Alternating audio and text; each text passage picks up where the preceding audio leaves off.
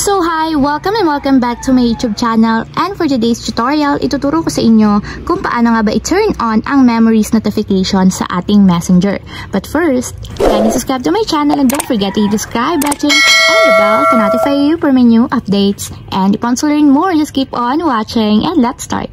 So ayan guys, for today's video, i-open lang natin ang ating messenger account or yung ating messenger application.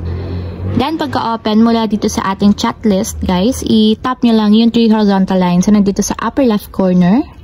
So, tap lang natin. Then, after naman, guys, dito is ito-tap nyo yung settings buttons dito sa right side. So, automatic mapupunta tayo sa pinakang messenger profile ng ating account. So, dito naman is i-scroll up ulit natin. Then, punta kayo dito, guys, sa section ng preferences. Then, after nyan, i-tap nyo lang yung memories. So, kung naka-enable na yung inyong memories, guys, since bagong update lang to ni Messenger, ganito yung magiging itsura niya. So, automatic naka-turn on yung memories niyan kapag in-enable nyo. Pero dito naman tayo, guys, sa notifications, para ma-enable, ang gagawin nyo lang is ito-tap nyo yung switch button dito sa right side ng notification katulad nito.